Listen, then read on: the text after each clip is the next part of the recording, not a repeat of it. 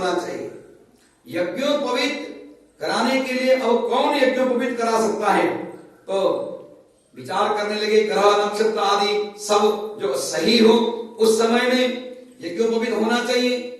यज्ञोपवीत के मुहूर्त को दिखाने के बाद में ऋषि के पास गए और ऋषियों ने कहा कि गर्गाचार्य मुनि, जो गर्ग ऋषि हैं, जिन्होंने भगवान के जन्म के बाद में नामकरण किया है, उन्हीं के द्वारा यदि यज्ञोपवीत संस्कार कराया जाए और उस यज्ञोपवीत संस्कार के अनुष्ठान में, यज्ञ में ऋषि सांदीपनी मुनि को निमंत्रण दिया जाए तो इससे उत्तम कुछ और हो नहीं सकता। सबने हम यहां मिलाई और गर्गाचार्य जी को बुलाया, यज्ञोपवीत संस्कार हुआ, चूड़ा उपनयन मतलब मुंडन आदि से करवाए गए। अब वेद अभ्यास कराना है, पढ़ाई भी करनी है, भगवान जी ने बहुत सारे काम करना है, बाकी है, और संसार में केवल एक कला जानने से कोई बात बनने वाली नहीं है। साधारण के लिए तो एक कला जिसको आती है, जिसको गाड़ी चलाना आता है वो गाड़ी चलाए, नौकरी करे, अपने परिवार को पाले, बराबर। यदि एक कला से ज्यादा 2, 3, 4, 5 कला जो जानता हो तो वो और भी कुछ कर सकता है, 10 लोगों को काम भी दे सकता है।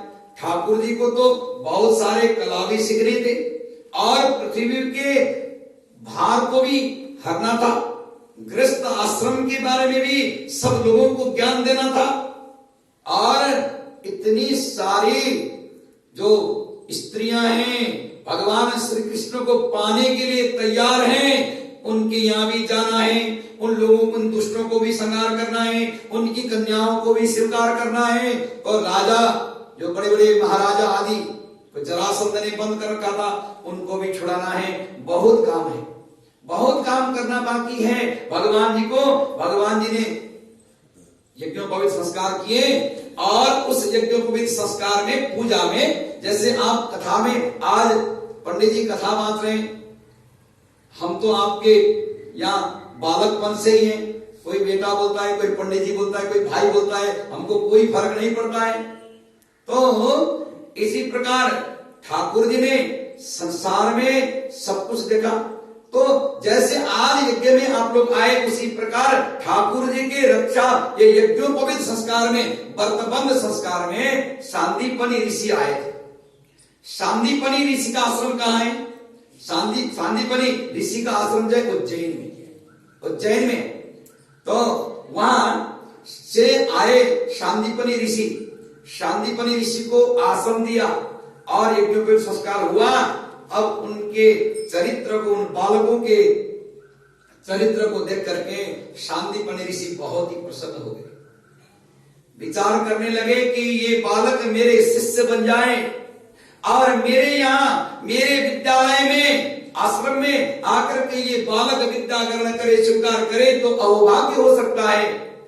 और आगे और भी भाव थे, क्योंकि वो बड़े सत्य और दिव्य दृष्टि को जानने वाले, जो भगवान का गुरु बनता हो कितना विद्वान होगा। साधारण गुरु भगवान को ज्ञान कैसे दे सकता है? तो सांदीपनी ऋषि ने बोला कि महाराज, यदि आपकी आज्ञा हो तो मैं इन बालकों को विद्या ग्रहण करने के लिए मेरे आश्रम में ले जाना चाहता हूं। सांदीपनी ऋषि के साथ में इन दोनों को भगवान श्री कृष्ण और बलराम जी को भेजा गया। सांदीपनी ऋषि के आश्रम में जाकर के 64 दिन में, एक दिन में एक कला 100% सीख जाना। मान लो कि कंप्यूटर की विद्या, कंप्यूटर इंजीनियर करना है तो कितने साल लगता है? बाल्यकाल से ही कंप्यूटर में अच्छा हो, आगे जाकर के ट्रेनिंग भी उसी में हो, अब फिर कई साल, 2 साल, 4 साल, 5 साल के कोर्स के बाद में कंप्यूटर इंजीनियर बन जाता है, एक विषय में प्रख्यात हो गया। ठाकुर जी ने तो एक दिन में एक विषय को सीख लिया और 64 दिन में 64 विषय, मतलब 64 कला, केवल 64 दिन में ठाकुर जी ने ये कला ये स्वीकार किया है। अहोरात्र चतुष्षष्ट्या सुखदेव स्वामी को कथा सुनाते हैं राजा परीक्षित को। अहोरात्रैर चतुष्षष्ट्याम संयुक्तो तावती ही कलाह। अहोरात्रम का मतलब क्या होता है कि भगवान जी ने सुबह से लेकर शाम से लेकर रात तक आराम नहीं किया। आराम बिना किए रात दिन कला को सीखा। और भागवत में प्रत्यक्ष लिखा है कि 10वें स्कंद में जो 45वें अध्याय है, 45 अध्याय की जो 36वां श्लोक है, आप लोग नोट भी कर सकते हैं, जाकर के देख भी सकते हैं। क्योंकि हम ठाकुर जी के सामने बैठ करके हमने ये संकल्प किया था कि ठाकुर जी आपको वही कथा सुनाएंगे जो सत्य होगा। इधर उधर की बातों को करने के लिए, क्योंकि हम तो नए हैं, ठाकुर जी के चरण में लगे हैं और ठाकुर जी कृपा करेगा। तो बड़े प्रेम के साथ में ठाकुर जी को कथा सुनाते हैं। इधर उल्टे हाथ में मां भगवती, सीधे हाथ में हनुमान जी, बीच में बैठ करके झूठ बोलना अच्छा नहीं लगता। इसलिए 64 दिन प्रमाण बोलता है कि अहोरात्रैर चतुष्षष्ट्या संयुक्तो तावती कलह गुरु दक्षिणया चार्यम छंदम आदाय सतुर निर्पह। अब 64 दिन में 64 कला भगवान ने सीख लिया। सीखने के बाद में अब जाने की बारी आई। अब गुरुजी ने बड़े अच्छे विद्यार्थी के रूप में इन दोनों को स्वीकार किया, क्योंकि साथ में विद्यार्थी तो और भी थे। एक ब्राह्मण का पुत्र भी विद्यार्थी के रूप में था, जिसका नाम सुदामा था। सुदामा जी बाल्यकाल में गुरु माता के आज्ञा का पालन तो करते थे, कभी कभी कहीं मन को अपने से भटका देते थे अलग, इसलिए दुखी रहे। तो आगे गुरु माता जी किस चीज से खुश होंगी, ये पूछने से पहले भगवान जी गुरु जी के पास गए। गुरु जी के पास जाकर के गुरु संदीपनी ऋषि से कहा कि गुरुदेव जाने की बारी आई है, बिना गुरु दक्षिणा दिए हम जाएं तो ये भी अनर्थ हो जाएगा। आप बताएं कि हम गुरु दक्षिणा में आपको क्या दे। गुरुजी ने कह दिया कि जाओ, गुरु माता वहां बैठी है, गुरु माता जी बैठी है, गुरु माता के पास में जाकर के पूछो। यदि गुरु माता कुछ मांगती हैं तो उसके मनोरथ को पूर्ण कर देना, अन्यथा आप चले जाओ। मैं जो दे सकता था मैंने दे दिया, आपसे मैं क्या लूं। क्योंकि वो जानते थे कि वो तो जगदीश्वर है, जगत के स्वामी है। मया न होता असरम, मैं उनको क्या दे सकता हूं जिन्होंने सारा संपूर्ण चराचर जगत को रक्षण कर रखा है, जगत के मनोरथ को पूर्ण कर रखा है। ऐसे नारायण को मैं क्या उनसे याचना करूं? क्या मेरी इच्छा, मेरी कामना, मेरे अंदर में जो चाहना है, क्या वो ठाकुर जी नहीं जानते? भगवान को सब जानते हैं। इसलिए मैं कुछ नहीं मांगने वाला, आप अपनी गुरु माता के पास जाकर के पूछो। गुरु माता को जाकर के दोनों ने प्रणाम किया है, माता को प्रणाम किया और माता से कहा कि गुरुदेव ने आपके पास भेजा है मां, अब हमारी विद्या, हमने जो कला स्वीकार करना था, विद्याकरण करना था, सो हमसे हो गया। अब आप बताएं कि गुरु दक्षिणा में हम क्या सेवा करें मां, आप बताइए कि क्या सेवा कर सकते हैं। तो गुरु माता ने कहा, बेटे अभी तक 64 दिन हो गया, 64 दिन से मेरे आंखों से आंसू नहीं गिरे बेटे, आओ मेरे से रहा नहीं जाएगा। 64 दिन तक तुमने मुझे रोने से रोका है, मेरे आंखों से अश्रुपात होने से तुमने बचाया। बेटे अब तुम जा रहे हो, अब फिर मेरे आंखों से अश्रुपात गिर जाएंगे और आंसुओं पे धार लग जाएंगे। उन आंसुओं को रोकने वाला कोई दूसरा नहीं मिलेगा। बेटा क्या तुम दे सकते हो?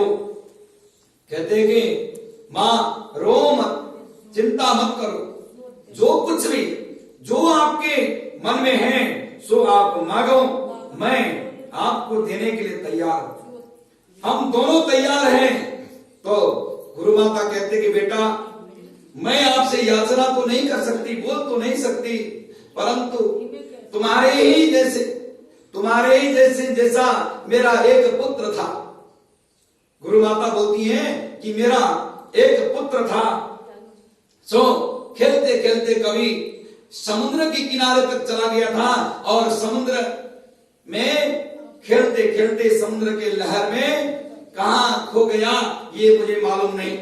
बेटा अब उसको ढूंढने का हमने बहुत प्रयास किया, तुम्हारे गुरुदेव के पास में तो समय भी नहीं था कि जाकर के कहीं दूर दूर जाकर के ढूंढे। अब विद्यार्थियों को पढ़ाना है, आश्रम को चलाना है, यदि विद्यार्थी किसी कला में कम रह गया तो भी तुम्हारे गुरुजी को स्वीकार नहीं था। इसलिए तुम्हारे गुरुदेव तो विद्या दान देने में लगे रहे, बड़े दयालु हैं तुम्हारे गुरुदेव। मेरी मुंह से अपने मुख से कभी सिखाते समय में कुछ ऐसी वाणी, क्योंकि गुरु डांटता भी है तो वात्सल्य प्रेम से डांटता है। गुरु कभी भी किसी के बच्चे को, किसी शिष्य को अपने आप अहंकृत होकर के, गर्वित होकर के, गुस्सा में आकर के प्रहार नहीं करता। वो तो इसलिए प्रहार करता है, गुरु टीचर कभी भी बालक को इसलिए प्रहार करता है कि मेरे डर दिखाने से ये बालक डर जाए और अच्छा करे, अच्छा विद्या ग्रहण करे, इसलिए गुरु डांटता है। गुरु कभी भी उसका क्या शत्रुता, उस बालक से कोई शत्रुता है ही नहीं, तो क्यों डांटेगा, क्यों मारेगा। गुरु माता बोलती है कि हे पुत्र आप लोग अब जाओ, कि मेरा पुत्र आज घर में कोई नहीं है, 64 दिन तक तुमने जंगल में जाकर के लकड़ियों को एकत्र करके लाए, हवन के लिए जो गुरुदेव के आश्रम में जो जो व्यवस्था हो सकता था तुम लोगों ने किया है। आगे कैसे बच्चे आएंगे, कैसे शिष्य आएंगे, आप तुम लोगों के जो गुरु हैं उनको स्वीकार कर पाए न कर पाए, वो गुरु की सेवा करे न करे, गुरु जी की आज्ञा माने न माने, कोई भरोसा नहीं है। इसलिए तुम जाओ बेटा। कहते कि मां आपके आंखों से जो अश्रुपात हुए हैं, उन आंखों के गिरे आंसुओं के बूंद बूंद को हम रोकेंगे।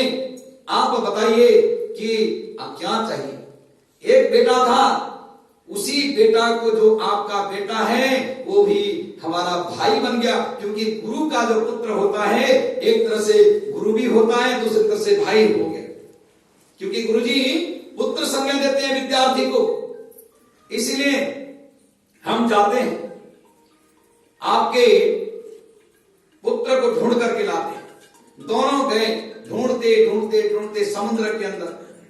कोई ऐसा शक्तिशाली होगा जो भयंकर समुद्र, एक छोर से दूसरे छोर का कोई जमीन दिखाई नहीं देता हो, ऐसे समुद्र के बीच में गए। जाकर के दोनों भाई गए, वहां शंकासुर नाम का एक दैत्य था, तो वहां उस दैत्य को जाकर के पूछा, राक्षस को जाकर के समुद्र के अंदर जाकर के पूछा कि कहां है हमारा गुरुपुत्र, यही इसी समुद्र के अंदर में छिपा है। बोला है कि समुद्र ने निगल लिया था। तो उसी समय में समुद्र खड़े हो गए। समुद्र ने कहा महाराज मेरे अंदर नहीं है ये, अब बहुत काल बीत गया, हो सकता है उसका शरीर समुद्र में आया हो, प्रवेश किया हो, गिरा हो, और समुद्र में तो लाखों करोड़ों तरह के मांसाहारी जीव रहते हैं, हो सकता है उन्होंने भक्षण कर लिया हो। इस समय में आप जो सांदीपनी जो गुरु हैं उनका पुत्र मेरे पास में नहीं है। परंतु महाराज एक बात मैं आपको बताऊं, आप यहां आ गए, अच्छा हुआ। एक शंकासुर नाम का दैत्य है, इसके जिसके पास में एक शंख है, उस शंख को आप स्वीकार कर लीजिए। शंख को वहां जाकर के भगवान ने जो पांचजन्य शंख जो भगवान बजाते, पांचजन्य शंख जो है वहां समुद्र से भगवान ने प्राप्त कर लिया। और समुद्र ने कहा कि यहां नहीं है। गुरुजी का पुत्र, उसका नाम था मधुमंगल। मधुमंगल नाम का जो गुरु पुत्र है यहां नहीं है। जैसे भगवान को पता चला, पांचजन्य नाम के शंख को लेकर के आगे बढ़े दोनों भाई। एकदम मनोमय रथ में जैसे मन उड़ता है उसी प्रकार जल्दी से जल्दी यमराज के पास गए। यमराज के पास जाकर के बोले कि यमराज, तुम बाहर निकलो, कहीं भी तुम सभा कर रहे हो, कोई अर्जेंट काम हो, फिर भी उसको छोड़ करके तुम आ जाओ। दोनों बालक सर को मुड़ाए हुए थे। पांचजन्य शंख हाथ में था। उस पांचजन्य नाम के शंख को लेकर के वहीं गए। जो यमराज के दूत द्वारपाल बड़े बड़े सींग वाले खड़े थे बाहर। उन्होंने कहा कि जीते जी, इस यमलोक में आने वाले तुम कौन हो? प्रवेश करना वर्जित है, नहीं प्रवेश देंगे हम।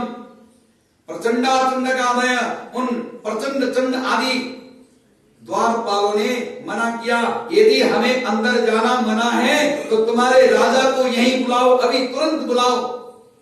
दौड़ करके गए। ये बालक जो है बड़े नटखट लगते हैं, इनसे उलझना ठीक नहीं है। अंदर गए, दौड़ करके गए। जाकर के यमराज को कहा कि यमराज, ये महाराज, आप बाहर आइए। दो बालक आए हैं, बड़े गुस्सा में हैं। और यमराज नेत्र से, अपने तीसरे नेत्र से देखते हैं कि ठाकुर जी, भगवान जी आए हैं। भगवान कृष्ण और बलराम जी आए हैं। दौड़ करके आगे बढ़े गए, जाकर के नमस्कार किया। प्रभु आइए, विराजमान हो जाइए, आपको स्वागत सम्मान करेंगे, पूजा करेंगे। यमराज के हर बात को भगवान ने इनकारा है, नकारा है। कहते हैं कि हम यहाँ तुम्हारे से पूजित होने के लिए या सम्मान प्राप्त करने के लिए हम नहीं आए। हम तो उस काम के लिए आए हैं जो तुमने गुरु शांतिपनी ऋषि के पुत्र जो मधुमंगल है उसको तुमने यहाँ छिपा, यहाँ ला करके रखा है। क्योंकि मरने के बाद में तो जाना ही पड़ता है हम लोग तो यमराज के यहाँ। उसको लेने के लिए आए। महाराज ठीक है, जो आप चाहें आप ले जाइए। यमराज ने बुलाया उनको, क्योंकि शरीर तो था नहीं। महाराज मैं उनका, उस मधुमंगल का आत्मा को दे सकता हूं। यमराज ने, आप लोग भागवत गहराई से पढ़िए तो विस्तृत कथा आपको सुनने को मिलेगा। क्योंकि 7 दिन का समय आप लोग कथा सुनना चाहे तो हम लगातार 8 घंटे कथा आपको सुनाएं। 8 घंटे की कथा सुनाने की ठाकुर जी ने कृपा इतना हमारे अंदर दे रखा है, ठाकुर जी कृपा से। परंतु आप 3 घंटे की कथा में घड़ी देखने लगते, 5 बज गया, पंडित जी उठ गए, तैयारी आरती हो गई, तो आगे भी बहुत बाकी है, कथा रह जाती। और दोष लगाने वाले तो क्या बोलते हैं, पंडित जी ने ये कथा दूसरे पंडित जी बोलते थे। क्योंकि किसी आचार्य ने किसी जगह से प्रश्न निकाल के कहा, किसी आचार्य ने किसी जगह से प्रश्न निकाल के कहा। जो मुख्य मुख्य प्रश्न सभी बताते हैं, कभी कोई भी छोड़ता नहीं है।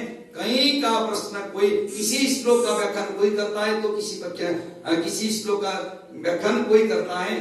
तो 7 दिन में पूरी कथा सुनाया जाए असंभव सा है। फिर भी सप्ताह ज्ञान यज्ञ के अनुसार आप लोग कथा सुन रहे, हम आगे बढ़ा रहे हैं। तो अब यमराज ने कहा कि केवल उस मधुमंगल के आत्मा को ही मैं दे सकता हूं। ठीक है, वही आत्मा को लाइए। ठाकुर जी ने अपने नेत्र को बंद किया, तीसरे नेत्र से देखा तो मधुमंगल का शरीर कैसा था, थोड़ा नाटा था, थोड़े छोटे कद का था मधुमंगल। तो उसी रूप का जैसा रूप जो गुरुजी का पुत्र का था, वही रूप बना करके ठाकुर जी ने ला करके गुरु माता को दे दिया। बोले गुरु भक्त भगवान की जय। अब आशीर्वाद लेकर के आगे बढ़े तो उद्धव जी यात्रा करने के लिए चलते हैं। यमुना, ये वृंदावन की यात्रा करते हैं। जब वृंदावन की यात्रा में उद्धव जी आए तो जो गोपियां थी, आपने अभी कथा सुना कि उन्होंने, जिसने रास रचाया था, ठाकुर जी को गले में, ठाकुर जी के गले में हाथ रख करके जिन्होंने नाच किया था, गान किया था, उत्सव किया था, आंखों से अश्रुपात किया था, उन गोपियों ने उद्धव जी को आते देख करके एकदम क्रोधित होकर के दौड़ करके गई। वो कृष्ण कहाँ गया? तुमने बोला था कि तीसरे दिन में मैं वापस आऊंगा, और तुमने भी उस समय कहा था कि भगवान वापस आएंगे। वो भगवान कहाँ है? उस भगवान को लेकर के क्यों नहीं आए? तुम यहां से उठा करके ले गए थे उधर मथुरा की तरफ, अभी तक भगवान नहीं आए, तो ये कहां है? अब उद्धव जी बोले तो क्या बोले? तो अक्रूर जी भी चुप रहे। उद्धव जी जब यात्रा में आए, उद्धव जी को भी कोई सूझा नहीं कि ठाकुर जी कहां हैं। अच्छा, आप और हम मिल करके उस ठाकुर जी को बुलाए, ठाकुर जी को निमंत्रणा दे तो ठाकुर जी अवश्य आएंगे। तो यहां गोपियां एकत्र होकर के बहुत सुंदर भ्रमर गीत गाया है। भ्रमर गीत बहुत लंबी है। भ्रमर गीत के द्वारा ठाकुर जी को प्रसन्न करने का प्रयास किया है। तो उद्धव जी महाराज उन गोपियों के भाव को देख करके भाव विभोर हो गए। उद्धव जी कहते कि अहो यम स्म पूर्णार्थम भवत्यो लोक पूजितः वासुदेवे भगवती यासामित्यर्पितम मनः। हे गोपियां, भ्रमर गीत के द्वारा ठाकुर जी की पुकार जो गोपियां कर रही हैं, उस पुकार को सुन करके उद्धव जी बड़े गदगद हो गए। कहने लगे कि वासुदेव भगवती यासामित्यर्पितम मनः, आप लोगों ने अपने मन को उस वासुदेव भगवान को समर्पण कर दिया है। आपको आपकी जय जयकार हो, आपको नमन हो। इस प्रकार से उद्धव जी ने उन गोपियों के बारे में बहुत बड़ा ये बड़ाई कर दिया है। अब भगवान ने जब कंस की यहां जाते जाते वचन दिया था, क्या वचन दिया था? कि कुब्जा के घर में मैं आऊंगा, तुम्हारे घर में आऊंगा। कुब्जा के घर में ठाकुर जी गए और अक्रूर जी के लिए भी कहा था कि मैं आपके घर में भी आऊंगा। तो अक्रूर जी वापिस हस्तिनापुर की ओर चले। ठाकुर जी अक्रूर जी के घर में गए। अक्रूर जी के यहाँ जाकर के अक्रूर जी ने ठाकुर जी को बहुत सम्मान किया है। आगे उत्तरार्ध में प्रवेश करते हैं। उत्तरार्ध में जाकर के अब रुक्मिणी जी के बारे में प्रसंग आता है कि राधा रानी इससे पूर्व में